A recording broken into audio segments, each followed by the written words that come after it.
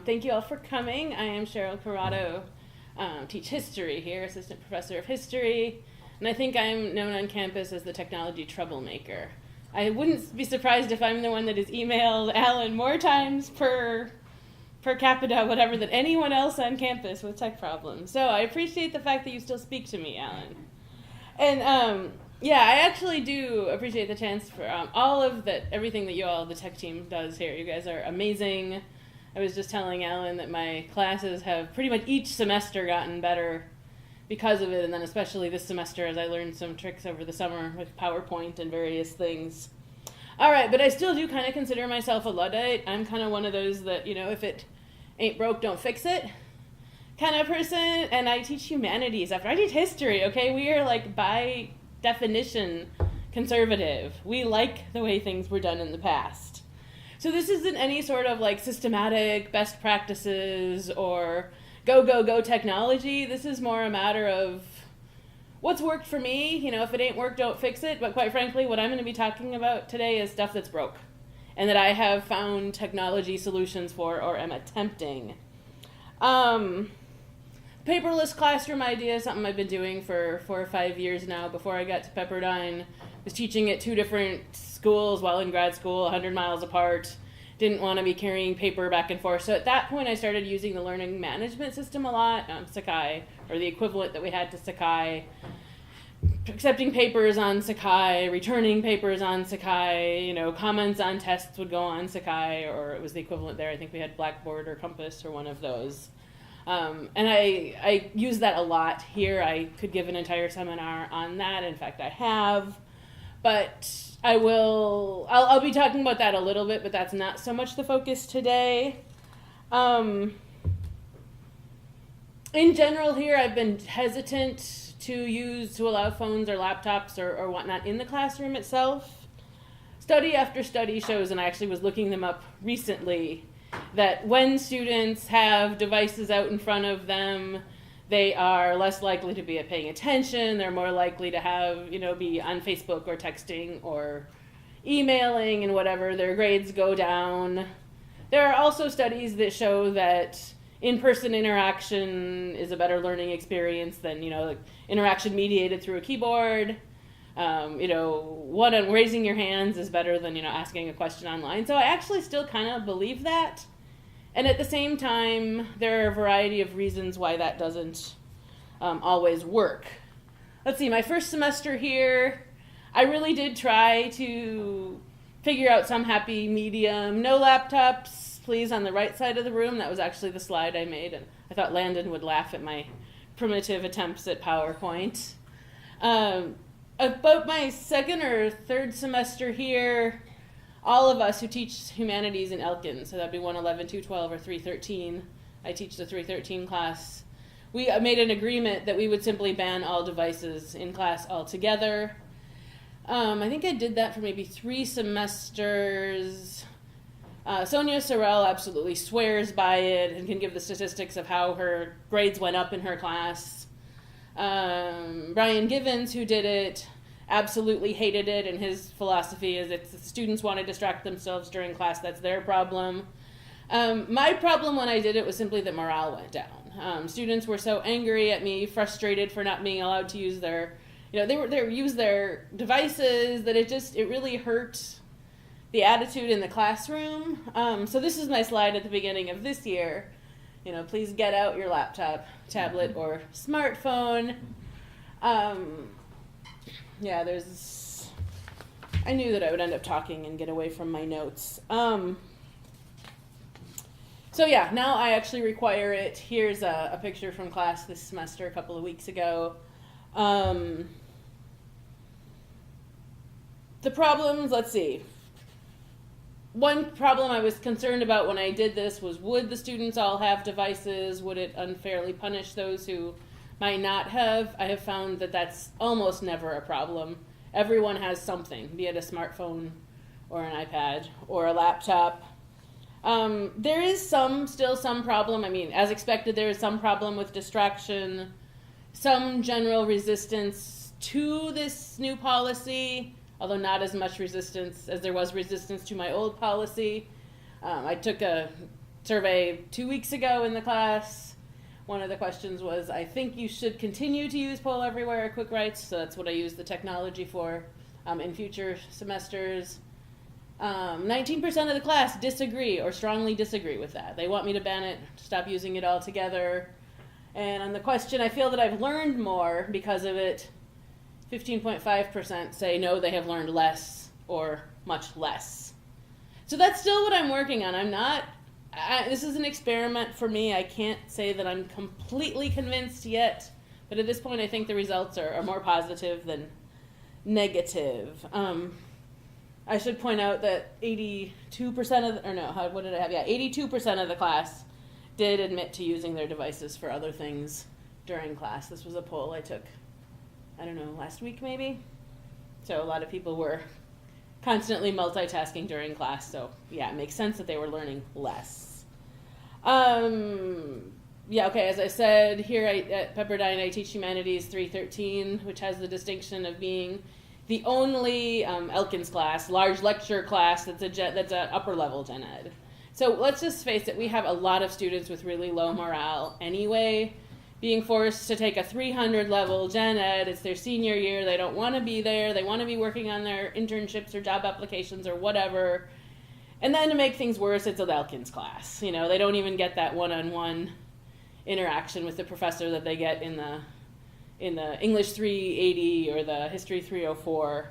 So I kind of don't blame them. I get it that they resent being there a little bit. So maybe I'm focusing on this resentment issue more than others might.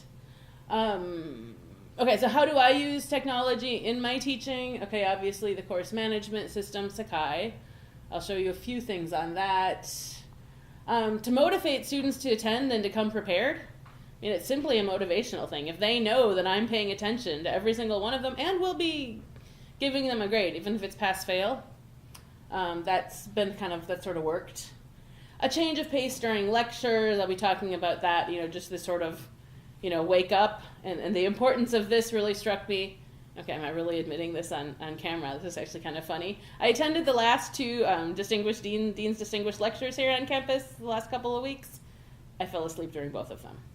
I'm thinking if they were good, these were like major distinguished speakers, I had trouble concentrating for an hour of lecturing with no change of pace. So if that's my experience, I can imagine how hard it is for the students with 90 minutes, 2 hours of lecturing.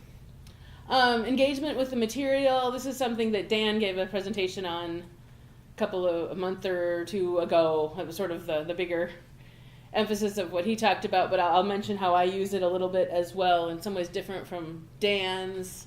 And I do not use it for assessment of learning. I've tried, but so far, any sort of tests, quizzes, that has sort of not worked in my book.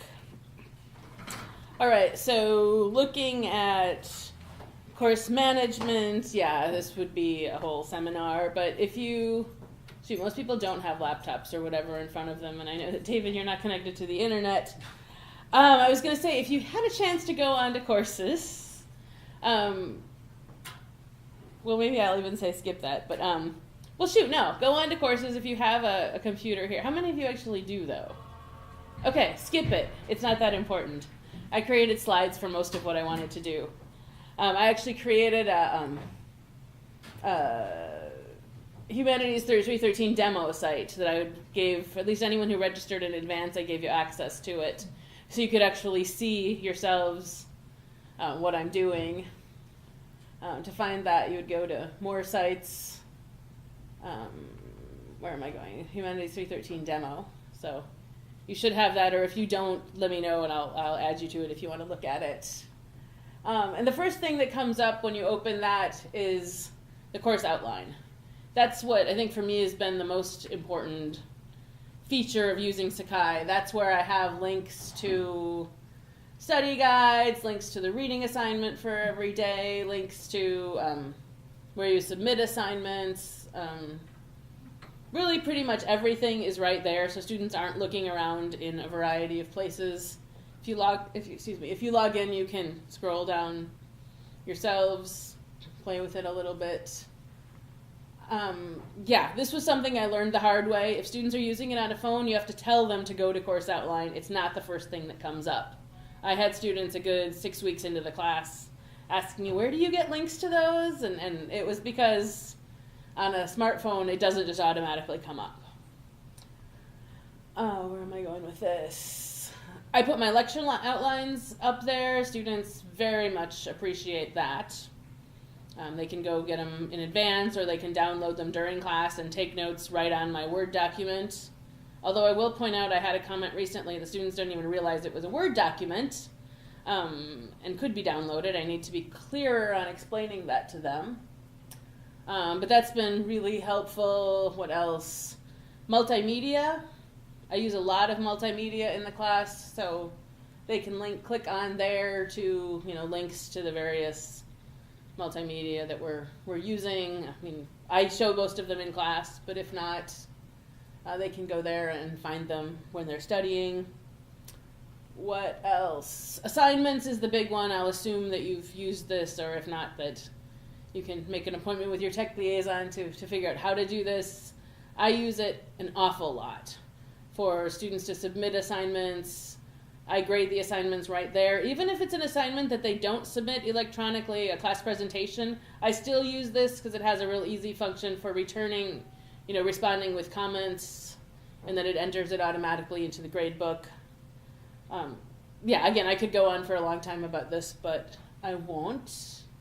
The grade book is another thing. Again, if you haven't been using it, I highly recommend it. You can change all sorts of settings to make it weight certain things more or less, or auto-populate or whatever.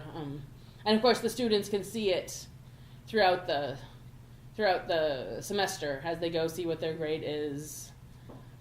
The one thing I would point out with there, again, learn from my mistakes. Not all the students know to do that.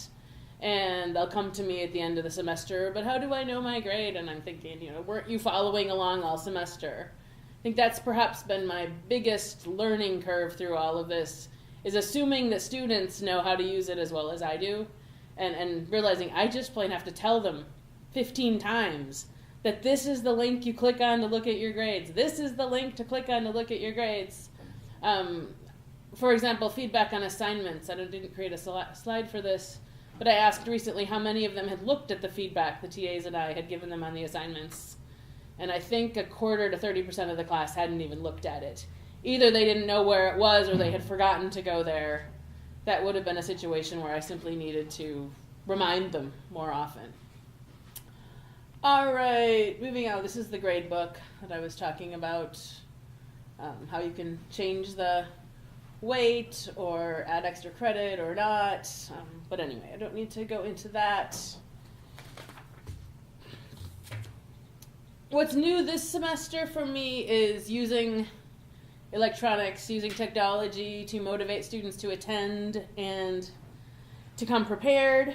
So every class I have a participation grade. If you looked here, there was a participations and quizzes category, where every class there would be just some exercise that they got participation points for. Sometimes I use Poll Everywhere for that. I'll show you that in a minute. Sometimes I use Quick Writes on Sakai. I'll show you that as well. Sometimes it's based on the reading. Sometimes it's not. But what's made this work for me is that students know that I will be or can read their answers. It's not simply taking attendance. It's not simply, they get credit for putting something in. They know that I actually get it, and I don't always, but usually I'll go through it and at least know who's on top of things, who's getting behind. Sometimes take off points if they're getting behind. Sometimes email them to say, hey, I gave you credit because you were participating, but you realized your answer was totally wrong, or you weren't taking the class seriously, or whatever. They do seem to really appreciate that. The number of students who will comment that I can't believe you responded to me individually on for a poll that 170 students answered, is that they really, that means a lot to them. In the past, I've tried doing something similar to this with pop quizzes, or sometimes group work in class. It is, where they get together and then they turn in one answer for their entire group. Let's face it, that's a total pain in a large class. I've had up to 210 in the class this semester. I'm at 169, I think. But it's a total pain to enter those into the grade book, to sort that all out. And I'm not sure that it worked anyway. I can show you some statistics. Here are just me going back and looking at my statistics from mid-semester, like week 9 of the class in fall 2010 and 2011.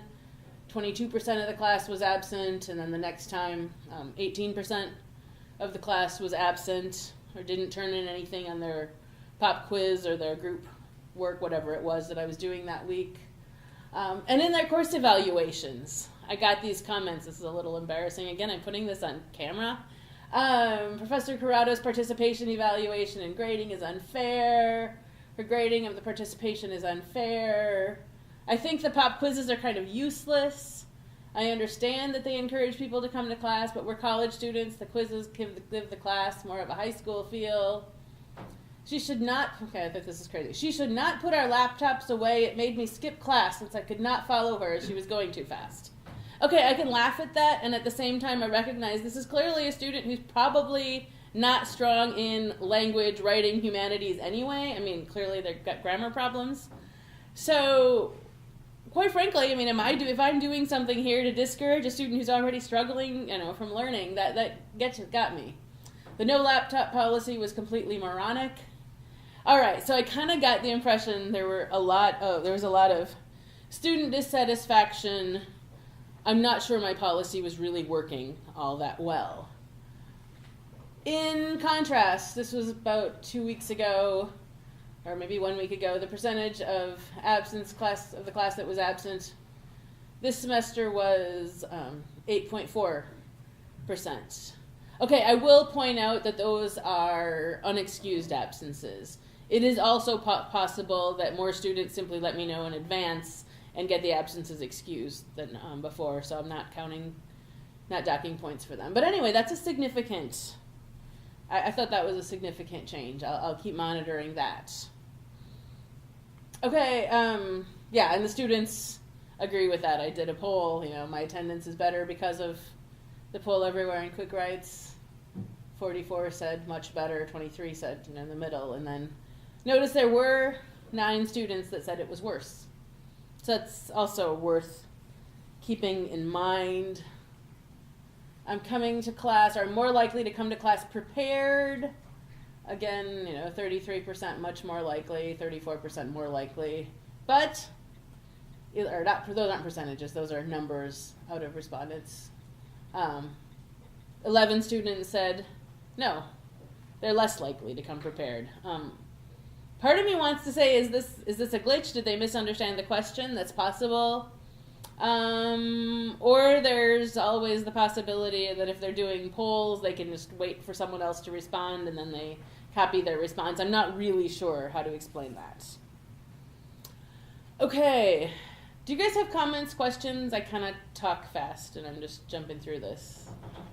Okay, I'm going to give time for feedback, because I really do want your feedback at the end too. But I'll just keep plowing through. Change of pace during lectures. This is simply the wake student up factor.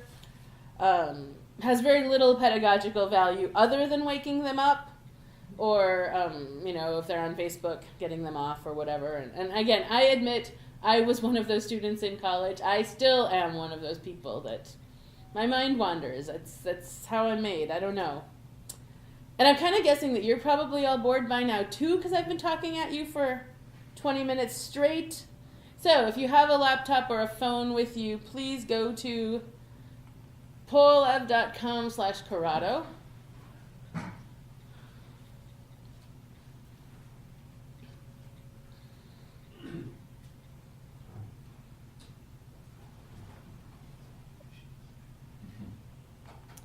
And I want to ask you to be honest. Have you been dozing off, or has your mind started to wander in the last, what are we talking, 20 minutes here? And you can answer this by phone, by actually texting in a message, or if you go to that website, it should let you respond. All right, we have one response here.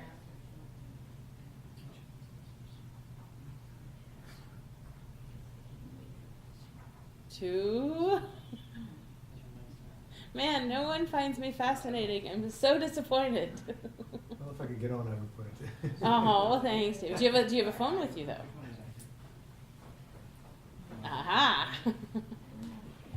Oh. Well, wait, is that a... But can you text?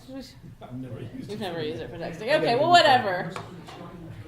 All right. The point is you can respond to this pretty simply. This was a multiple choice. I used this in class a bunch of times today. Students find it pretty easy, and it does have that additional feature that when Wi-Fi goes down in Elkins, they can still, those who have cell phones can still text in an answer. This is an anonymous poll. I didn't have you sign in or anything. So again, this was just sort of a get people awake. So Sharon, just to clarify, if they wanted a text message, they would text 37607, type a space, and then send a message 480-135. Exactly. Message.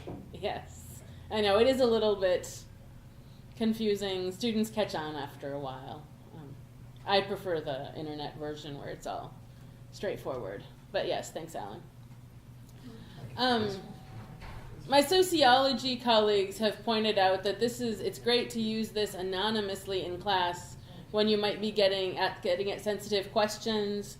So, for example, in the international programs, they really do ask this. How many times in the past week have you had 5 or more drinks at a time? To get at, student drinking in international programs. Well, shoot, you can actually answer this if you like, but not that I need to know the drinking habits of those of you in this room. Uh-oh, we got some heavy drinkers in here, huh? But again, this is completely anonymous because you didn't actually ask you to sign in. If I want to use this for attendance purposes, or to simply look at answers later to see who's understanding or what's going on to track with them, I have students actually log in. Now, if you were on the list that Varun sent me yesterday, I actually created a registration for you. So if you would go to, and this won't work if you're using a phone, but if you would go to sign in, and Alan and Varun, and I created accounts for you as well. So sign in with your Pepperdine email, your full Pepperdine email, and the password, capital H, capital U, capital M 313. I've just created that as my generic password for all my students in my humanities class, and I'm including you in that today. I'll wait a minute for you to log in.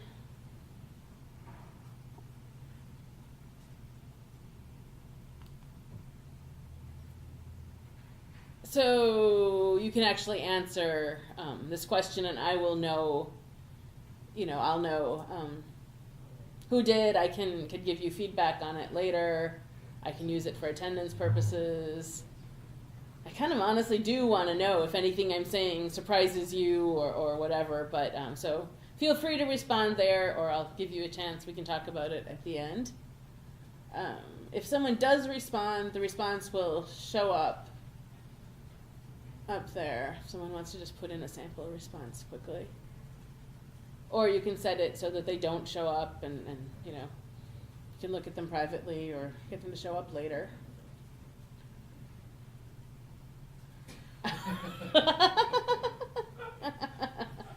glad that's on video. That is good, huh? Alrighty, I think we've caught on to that. Now, the point being, do I want to do this right now? Sure. Now, I can actually go in there and figure out who said that. So I can go in and log into, I'm already logged into my polls. Let me pull up my polls. Yeah, that one. Response history. And show participants. So there we go. So there it is. It was Jonathan. Yeah. I thought I entered my response. Did you just not go Oh, through? mine popped up. Is mine pop up? You know what? You're probably not registered. I don't think I had your name on the list, Jonathan. I didn't think that you'd be here. Sorry. Oh, here we go. Dan should. You were on the list. Yeah. So let me see if I. Huh. Give him a second. I said I drink because of the weed. Uh-oh. A lot of people. Yeah, I still only get 2 responses that came through here.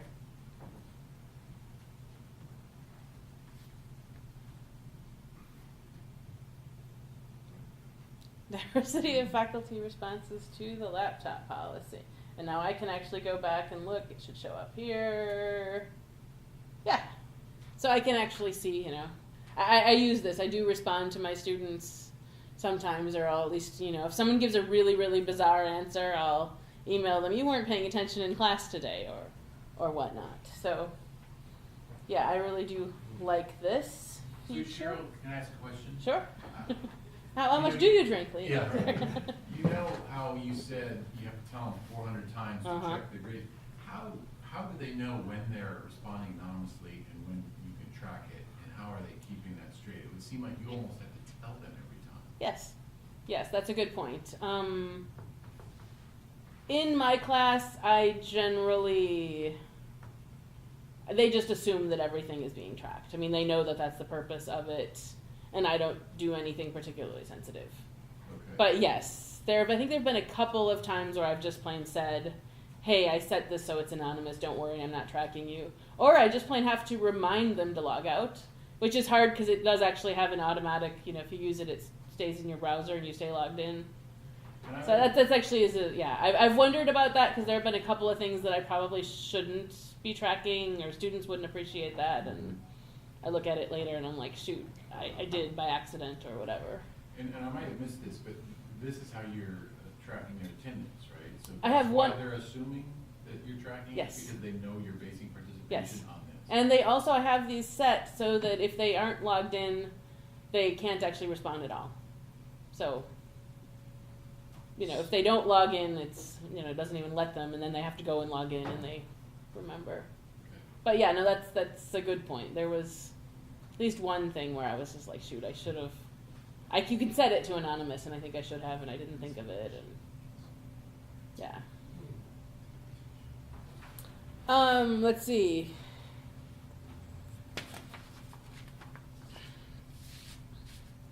Yeah, students do generally like Poll Everywhere. I got a lot of responses in the comments on my mid-semester course evaluation.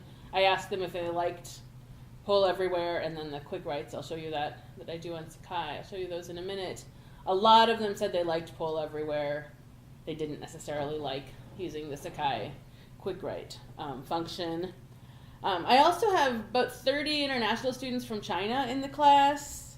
And on the midterm, this is not technology related at all, but on the midterm I gave them an extra credit question, what's the most important thing you've learned in the class so far?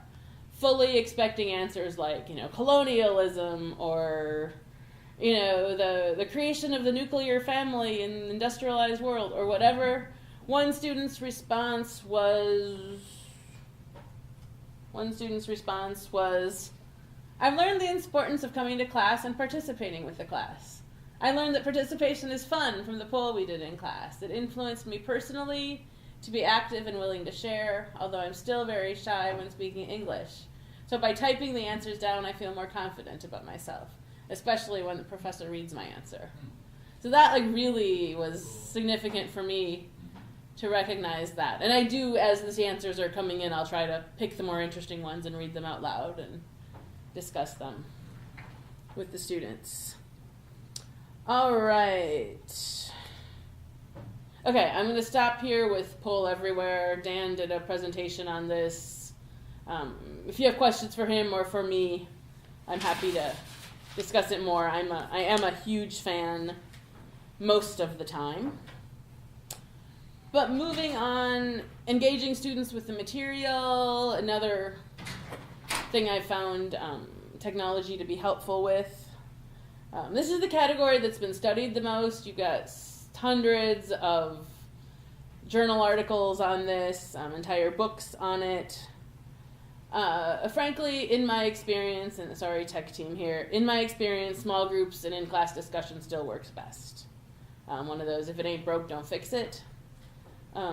Issues. So in my small classes, for the most part, I use a variety of in-class exercises to help students engage at a deeper level with the material. And most of those exercises don't require technology at all. But in some cases, such as facilitating anonymous responses, as I mentioned, peer instruction, especially in a large class, that can make it easier. But I want to point out, as any of us in the humanities know, these aren't new methods. What's simply new about them is that the technology makes it easier to do it, to implement them in large classes or in various settings. I always cringe a little bit when I hear some of the tech things, oh, here's this brand new method. And I'm like, no, I've been doing that for 20 years, but now we can do it through technology, which makes certain things easier. Okay, so again, Dan did this whole seminar on using peer instruction. I don't want to repeat what he talked about, although I have been using some of what he did in my class already.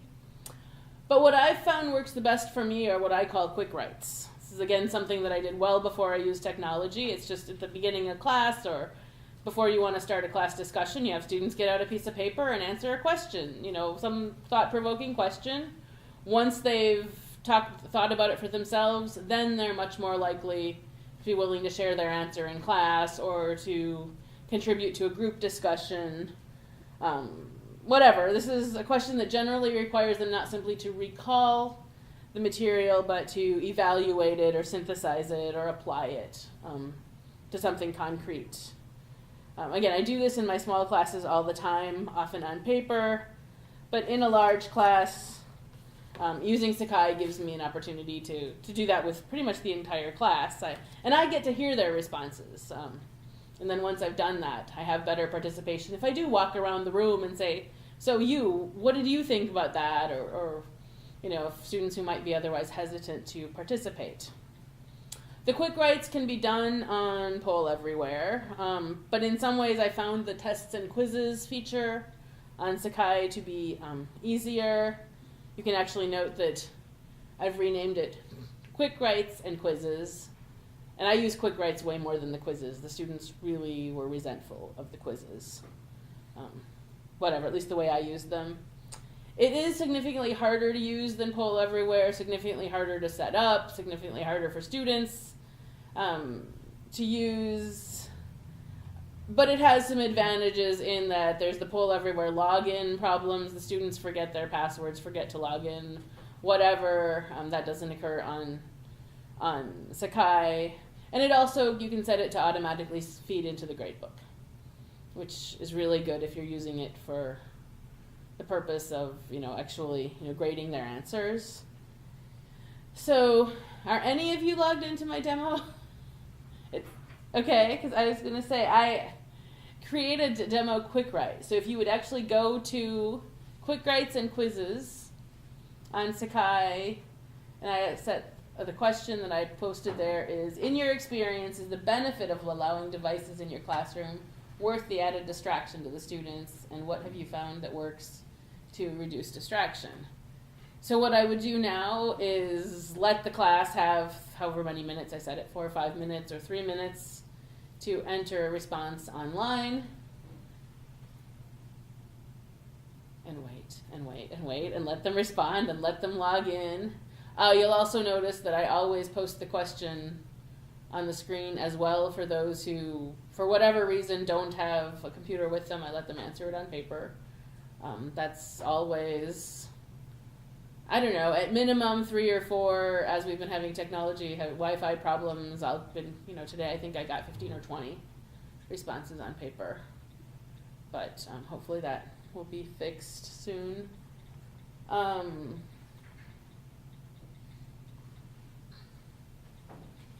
Well, let me ask. I actually do want to know. Do any of you have thoughts on this? Because this is a question that I really am struggling with.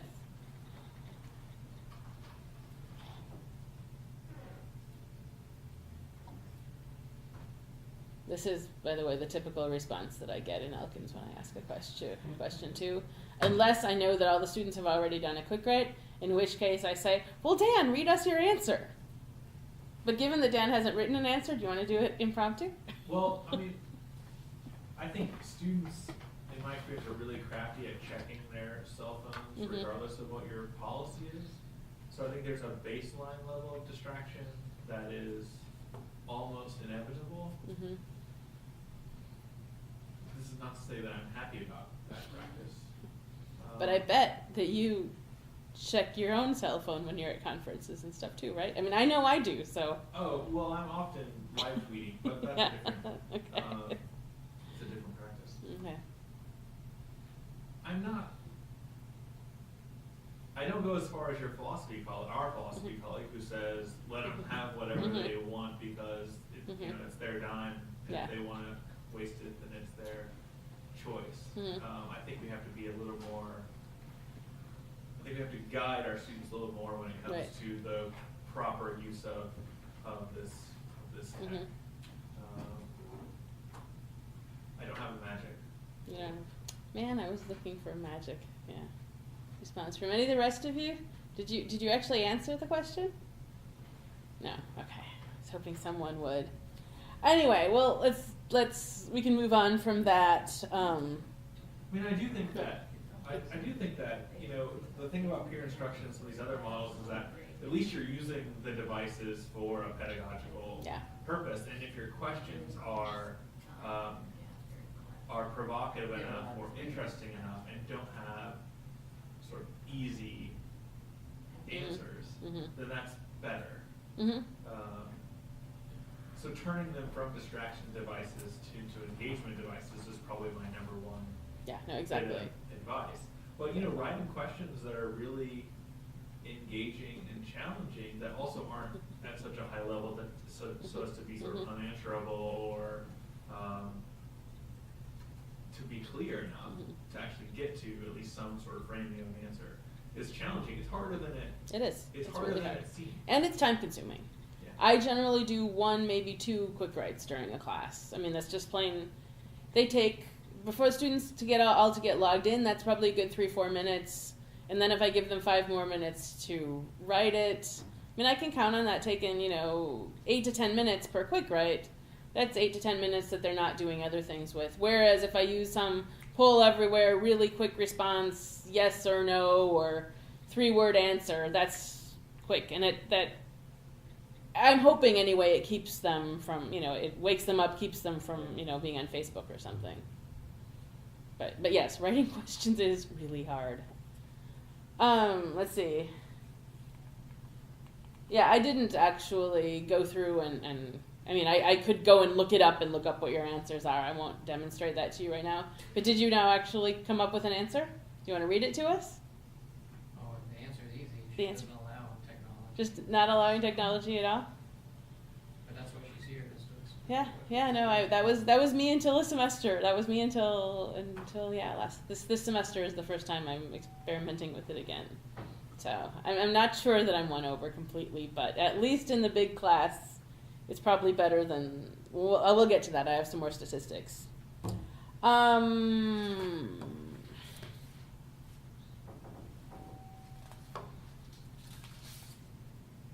Okay, so just to, I think I mentioned this to bring this up again. You will notice that I put the question on the screen.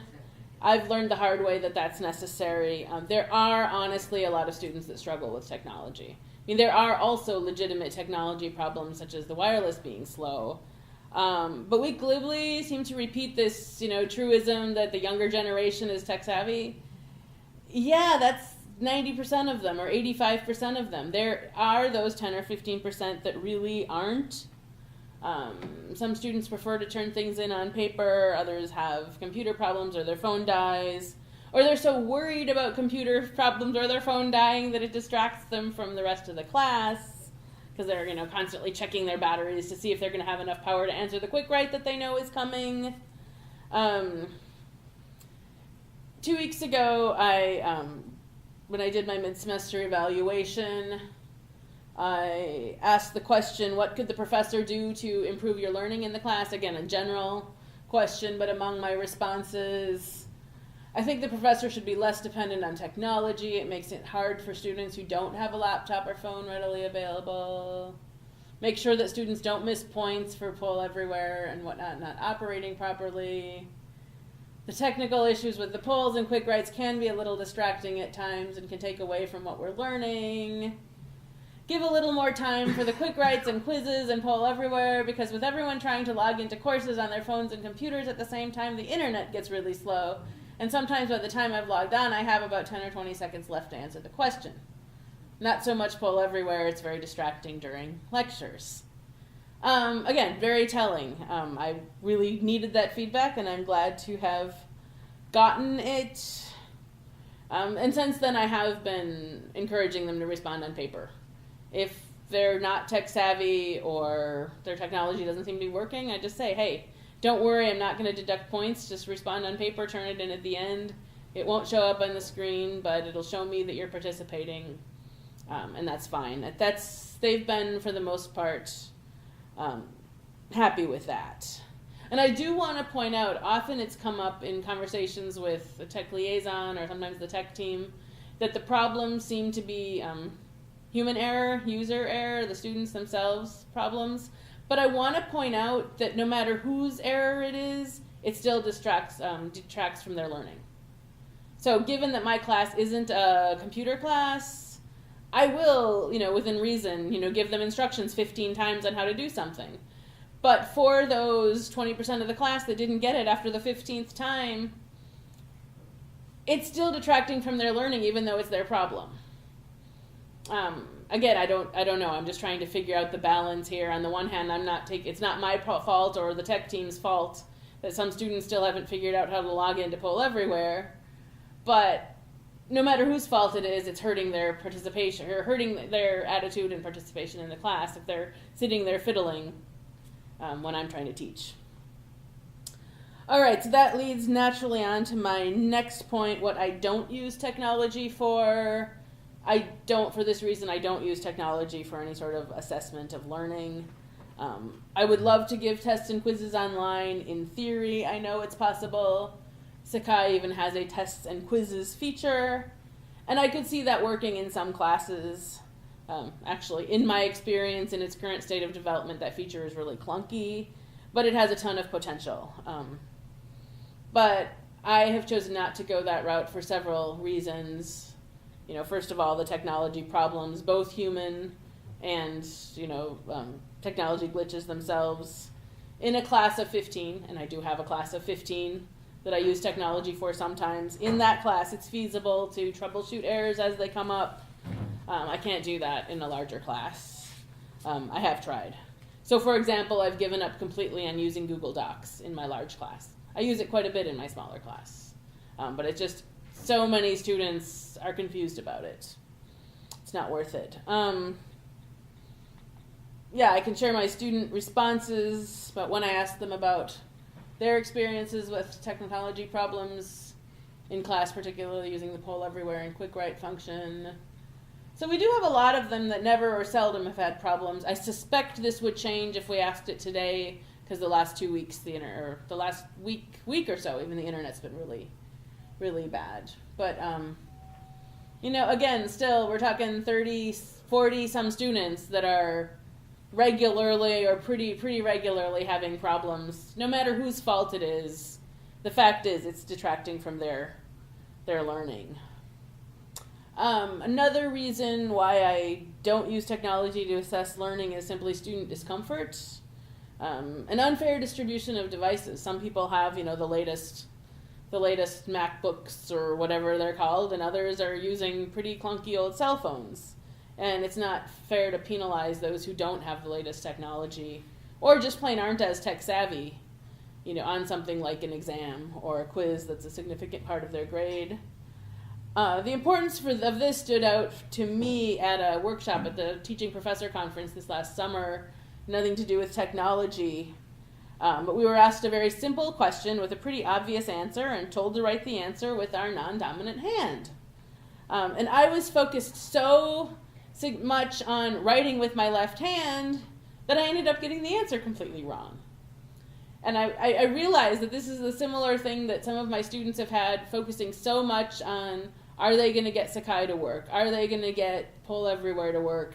You know, that they end up, you know, completely not focusing on what the actual answer is. I've actually had students, not this semester, but when Sakai was first introduced on campus, I had a student come and tell me, do you realize that the reason I got a D in your class was completely because of Sakai? I've noticed that. I can think of 2 different cases where the students were very, very adamant that it was just because they weren't tech savvy, they didn't carry around a computer with them all the time, and the fact that I relied on it so much hurt their grade a lot. I'm still pretty close to both of them. They aren't holding a grudge, but they've been very clear advocates for those, on behalf of those for whom technology is difficult. Yeah, ideally I would like to give students the option, if they want to respond, you know, on a computer in a class. That would be great if we had some sort of large testing center, but at this point that's just plain not practical. Yeah, also there's at this point there's no easy way of keeping them from looking up answers on the internet if I let them have their computer out in front of them during a quiz or a test. Again, the technology exists, but it's not feasible yet. And at least in Elkins, when you're teaching in a large class, it's really easy to look over someone's shoulder when they have a computer up in front of them. Much harder if they're, writing something on paper. So again, to prevent cheating. Wish I didn't have to think about that, but yes, I do. All right, so to conclude, and I will have hopefully a little bit of time for discussion, I'm not completely paperless yet, and I'm really not a convert to all things technological, so in some places I really am a Luddite. I want to show you a couple more results of my student survey I did last week. Where did that go? I asked the students, the question was, does Poll Everywhere and Quick Write make this class enjoyable? Most of them are on the yes side, although most of them didn't say it was really fun. Okay, I don't blame them. Going to my class isn't fun.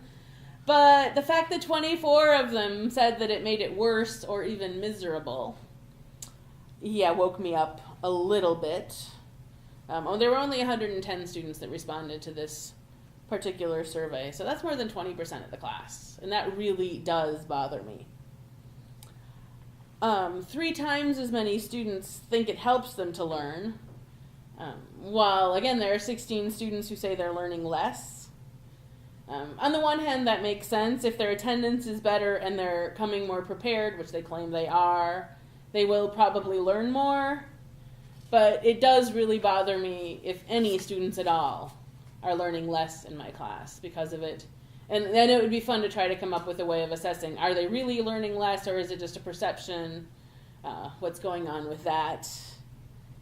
And here's the one that actually surprised me the most. 71% of the students feel that electronic devices should be required in class, even if they don't like them. And I think that was how I worded it, should be required, and then in parentheses, even if you don't like them. That they're important tools to be learning, even if it's more tedious or perhaps distracting. 20% of them said that we should allow them. I should allow them in class, even if they are distracting. Kind of my colleague's response that, they should at least have the option of distracting themselves if they want to.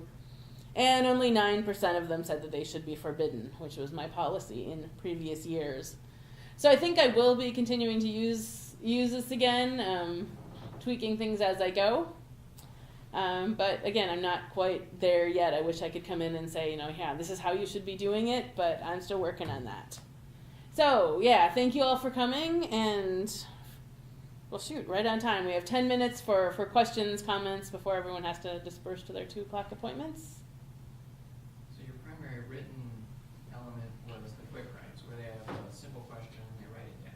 Well, they usually do it online, for those who don't want to do it online. Well, previously you did it on paper. Yes, previously I did that on paper, and I would do it pretty much just as often or almost as often. The paper is a lot harder to grade, and so if you do it on Sakai, it's real easy because that'll just feed right into the grade book.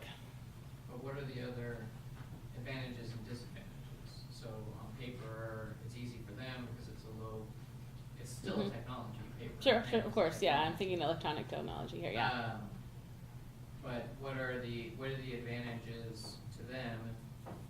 What are the disadvantages to you with physical paper? If they're doing physical paper. Disadvantages in a large class are alphabetizing, not losing 170 pieces of scrap paper, alphabetizing them, reading them, and entering them into the gradebook.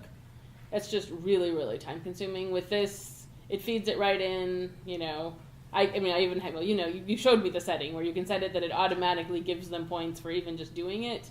And then I'll glance through them. They come up in alphabetical order. I'll glance through them and add or subtract points on those who I think did a particularly good or particularly bad job. But it makes it an hour process rather than a 4-hour process, which it really was when I was trying to decipher handwriting and whatnot.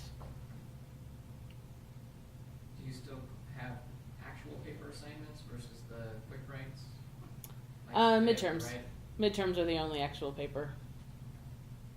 Midterms in the final. More blue book style, kind of? Although to save paper, I don't use blue books. I actually just have a big pile of lined paper up in front and tell them, take however much you think you're going to need and return what you don't use. Again, it's this working at 2 different institutions 100 miles apart that I did while in grad school. Carrying around extra paper just was not my style. How did they react to submitting their papers via the assignment tool? I experienced a lot of resistance when I first started doing that, when Sakai was brand new here. At this point, it's not a problem. Not a problem 90% of the time. I still have those. I can think of one this semester that, for whatever reason, just plain can't figure it out. Confusing emails from where I tried to submit it indirectly to turn it in because I couldn't figure out how to submit it on courses, you know. But yeah. Almost no problems. The problem that I have with that is that they don't know how or don't remember to go and look at their feedback. That's really frustrating when you do actually grade their papers. In my class, my smaller class, it's a research-intensive class, and I require students to meet with me. So in my individual meetings with them, I actually go through and I say, were you able to find where I responded to you on that first assignment? And they look, oh, you did? I said, here, let me show you. And, you know. That's been helpful. Sharyl, you say you don't use these systems for assessment, but it's clear to me that you're using these for formative assessment, if yes. not Good point. summative assessment. Oh, I didn't know those all fancy the time. terms. Yeah, yeah. So, Formative, just, summative. You know, maybe that's more a quibble of semantics than of actual practice. But of course, there's a way in which your quick writes and also your change ups in terms of using poll everywhere to ask an evaluative question or a comprehension question can then change what you say next or how your lecture progresses from there. So that's just That's a good point. That's unrelated to my question. That's a good point. I don't think I even knew the formative versus cumulative. Summative. My point being that I don't actually grade them on the quality of their response. That's right, but the poll everywhere and the quick writes give you some sense of where your students are relative to your goals in whatever module or session of class that you're talking about. My question is, there's a sort of a tail on the right end of all your graphs, many of your poll questions. That is, you know, this I don't like this is not helping me, etc., etc. What's going on with those students? I mean, the research is pretty clear that the peer instruction models and actually getting people to engage in questions during lectures is more helpful compared to a monotone lecturer. I'm not monotone, Dan. No, they didn't test you. No, I know. Then what students typically think of when they think lecture class, which is passive reception of sage-like knowledge, which of course is you. But so do you have any sense of what's going on with those real outliers? I mean, in terms of 160 student classes, having 10 or 12 or 15 who aren't completely gung-ho is, on the one hand, that's to be expected. On the other hand, what is the quality of those? What's the qualitative aspect of those? Let me tell you my suspicion, and this isn't really from this semester because I don't know who answered these. But I think in a lot of cases it's a student with learning disabilities for whom doing more than one thing at a time is just plain really difficult or really distracting. The students that told me later that it was Sakai that, you know, tanked their grade were definitely both students registered with disability services. I had a student, this isn't a tech-related question, but you can, similar issue when I was requiring students, this was teaching 8 years ago or something, requiring students to participate in class, and I told them that if they, you know, they had to answer a question or ask a question at least once in class, and I would just mark it off on paper. And I had one student actually come up to me afterwards, again, disability, you know, related, who just said, do you realize that the fact that you do this absolutely hinders my learning because I'm so nervous about what am I going to say, is she, you know, what's the class going to think, that I just can't concentrate for the entire period. And I'm wondering if that's the same thing. They're just so fed up by getting things out and putting them away, and is it going to work or isn't it? Or am I going to be fast enough? Because you know, they time out pretty quickly. I've set them to time out pretty quickly. That's my guess. But yeah, good question. Good. This is one where I actually am wishing that I had said it so it wasn't anonymous. It was it was anonymous. Oh, this was something that I used the Google Drive for, but I didn't require students to log in. But I only got 110 responses in a 170-person class, and I did have them doing it in class. So clearly there were students that had problems with that.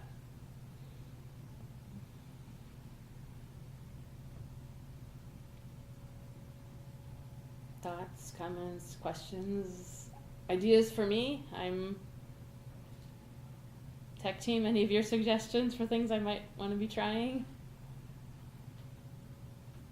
You're doing a number of them already. So. Well, then should I let you out 2 minutes early? If you were my humanities class, you would think that was just great. Yeah, thank you all for coming. I totally appreciate the chance to do this.